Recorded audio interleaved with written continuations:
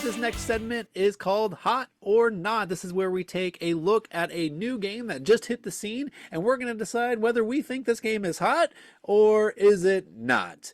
Today, we're going to take a look at one of the hottest games that have come out since One Piece or Keyforge, and that is Star Wars Unlimited. It is a collectible card game, so it's a little different than the games we normally talk about. But I think the IP alone is very widespreading out there, and it's going to appeal to a lot of people.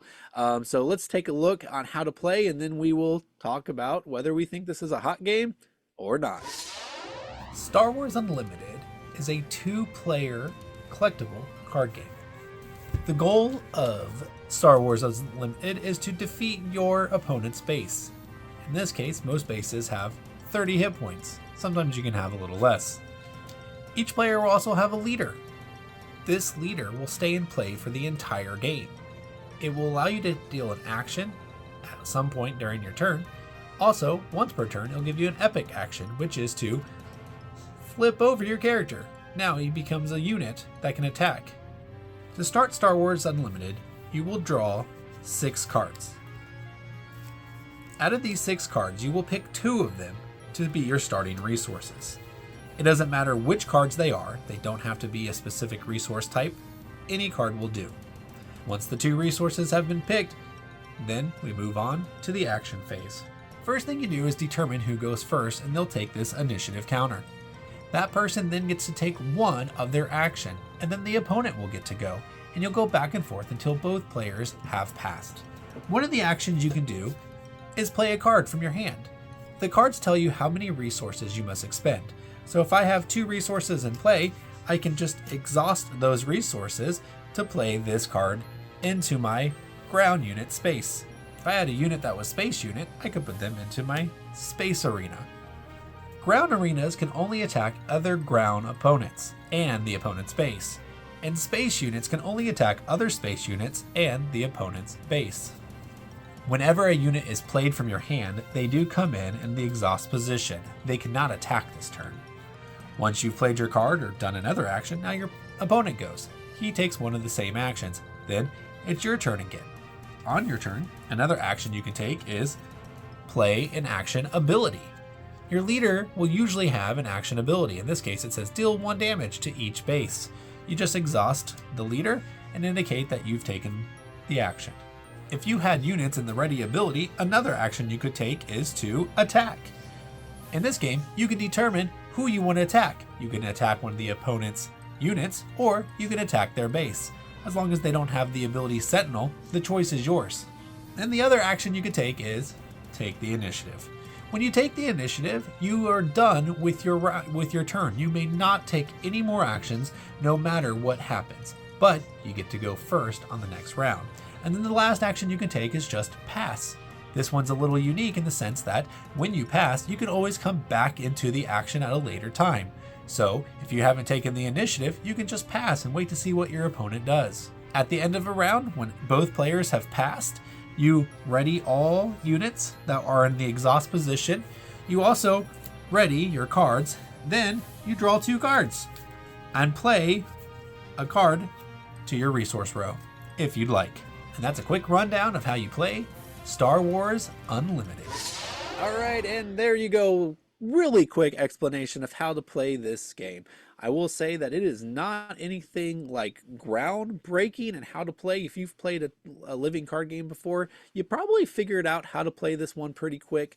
But this game has some unique twists to it that I feel like really just allows it to shine. So one of the things that I really enjoy about this game is how the resources, like the mana essentially, if you've played Magic, come out. This game, you actually start off with 2 already in play, and then after the end of each round, both players get to add a 3rd one down. I think this is a very unique system for these collectible card games because it allows kind of an equal ramp up for the ability to play cards, and also kind of get you right into the action right away. Like on turn 1, you can play a card that has 2 energy, or turn 3, you can have a card, or turn 2, you can have a 3 energy. It kind of puts you ahead of the curve, which is an exciting thing to do in a collectible card game. Because I know some of these games like Magic, one of the hard things to get around is if you were mana dry or if you just didn't have low cost cards, you can feel really quickly like you have nothing to do. So Star Wars Unlimited just feels very smooth, and it feels very just easy to do what you want to in this game, which I've always said that's what you want in a game. Whether the game is complicated or not is beyond the point, but you want to be able to do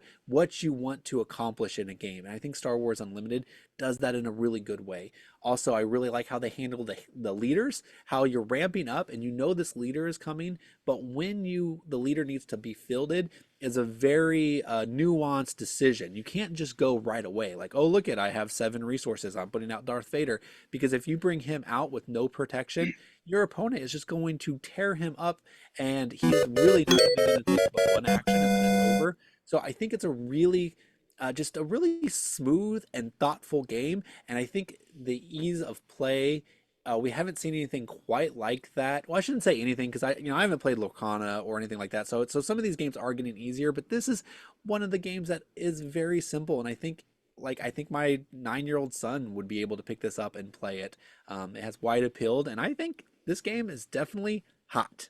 So I'm giving it the hot approval rating or something like that. I don't know what that means. That's what it is, hot or not. Funny unknown fact that people might know, Daniel met his wife on hotornot.com. that is not accurate. I don't even know if my wife has pictures of herself online ever. So all right, John, what do you got? What's your take? Well, here's the deal. I've played Star Wars Unlimited, but I've only played with the starter decks and had a blast with it. The way Daniel was talking about it, it's very welcoming. It's very easy to get into. It treats the IP well. The theme is amazing. The characters all work the way you think the characters would work. It was one of the highlights was when I had R2-D2 with he had a shield, and he also had Luke Skywalker's lightsaber, and he is just going to town. And I'm just imagining him holding it with his little mechanical arm and just going nuts on an Imperial headquarters, just going crazy with this thing. And moments like that, it really shines. It's an amazing game. Now, loved it with the 2 starter decks. I'm not a collectible card guy. Okay, so if you're not a collectible card guy and you're thinking this is the one I'm going to get into, there's some caveats that you might want to listen to, because these were great. These were starter decks. They're all from the same Star Wars universe, because there's different Star Wars universes even. And so it was great. The synergy was awesome. The play was amazing. You go buying other cards to put into it. Now all of a sudden you got some oddball character from the random Clone Wars video game or movie or cartoon or whatever, and they're in there, and it's like, what does this mean? Do you have like 3 different Darth Vaders too? Do you have Anakin? Do you have older Anakin? Do you have Darth Vader?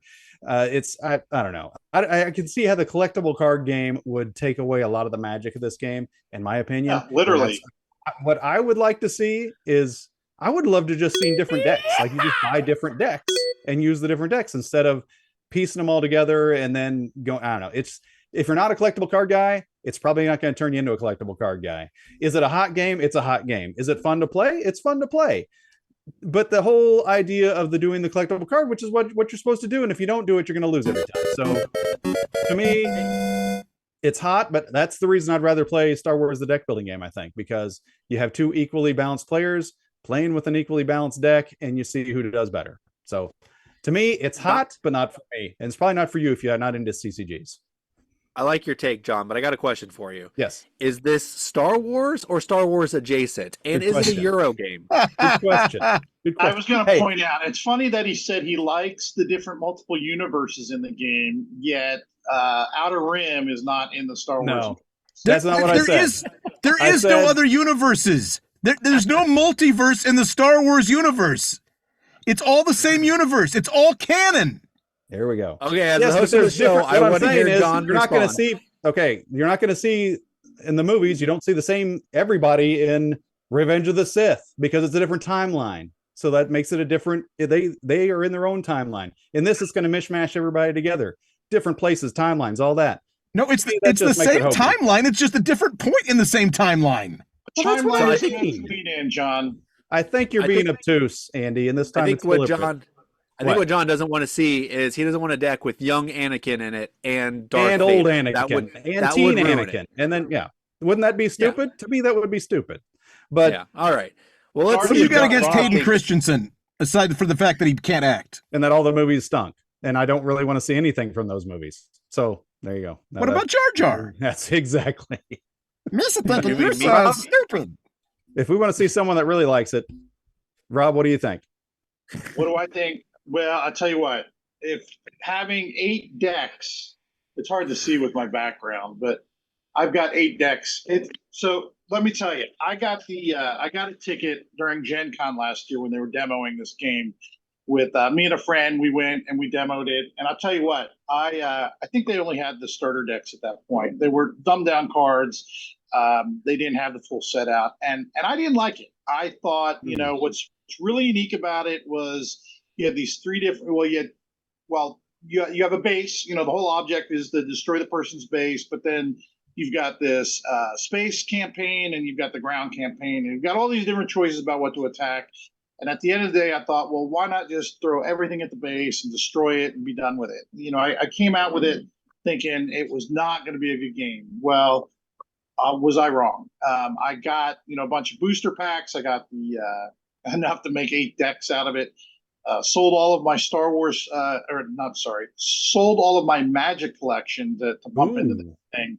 It's I really like it, and what do I like about it? You've got it's very similar to Destiny, right? You're not. It's not like Magic where you're playing all of your resources, you're tapping all your mana and doing all of your turns in all of your actions in a single turn. You're taking turns through a round, right? So they've got this really cool mechanic with the the initiative token. Who's going to go first the next round, and do I want to play that extra action this turn, or do I want to claim initiative so that I can take that first turn next time and take that card out that he's got? Do I want to spend the resources and bring this space card out, or do I want that initiative? Or it's really neat in my mind with the taking the different, I play a card or I take an action, you take an action, I take an action, you take an action, and one of those actions is claiming the first player token, claiming that initiative. So I think it adds a lot of choices. Although I'll tell you what, I do agree with Daniel that it's easy, but I'll tell you what, I think that's only because it's the first set, right? I think once you get all these different keywords and multiple expansions, it's going to run into that. I think Magic was real easy when it first came out, and now you need a dictionary on knowing all the different keywords, right? So Yeah.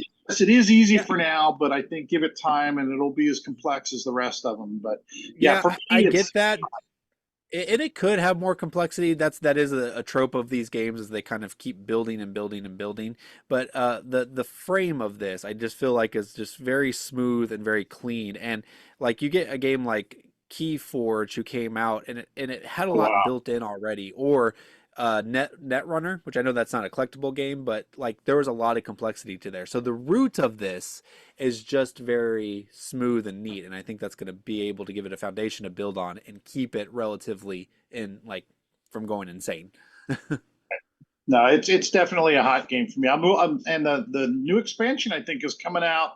By the time this airs, it'll be probably coming out fairly soon. So I think it's adding a bunch of Mandalorian stuff. I think Grogu's a card in it. I heard that Grogu's like 0 strength, but it can like tap all your cards and very thematic. And anyway, I'm really looking forward to it. And what nice. Maybe Andy as the Mandalorian will be in that set too. So maybe. All right, Andy, what do you got?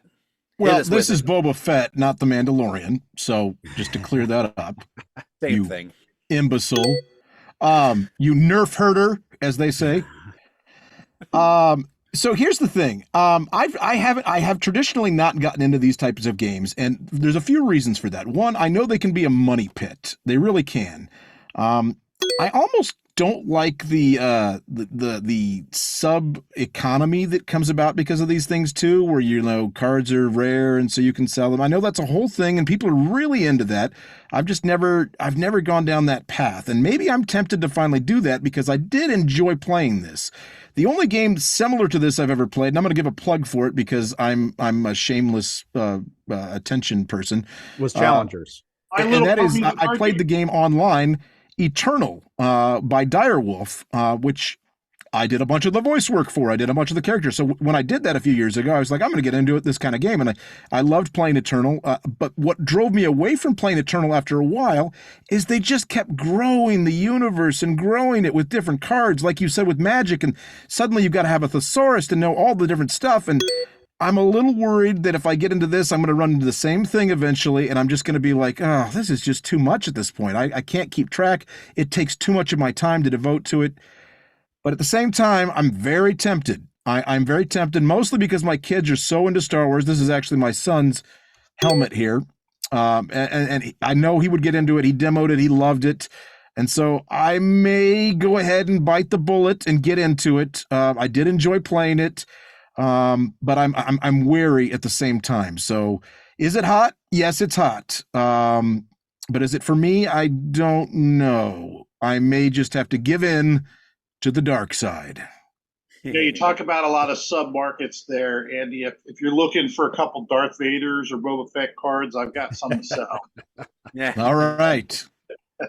All right, guys. Well, there you go. A very untraditional game that we got to take a look at, and that was Star Wars Unlimited. I love that we got two perspectives. Me and Rob, who actually really enjoy collectible games. Rob, who I think probably is into them even more than me. And then two really noobs to the whole thing. I got to admit, it was pretty funny watching John and Andy try to figure the game out on the first game. And after they were done, I was like, you guys got to play one more time because I don't know what just happened, but you didn't play this game. I was giving them a little bit of a hard time, but no, let us know if you got a chance to play it. Is this game going to be one that is going to finally get you to pull the trigger on entering a collectible card game, or is this just like all the others and you have no interest in it? Or are you like Rob, where this is the best game, collectible card games you've played, and you're willing to forego everything else to play this one? Oh, I forgot one thing.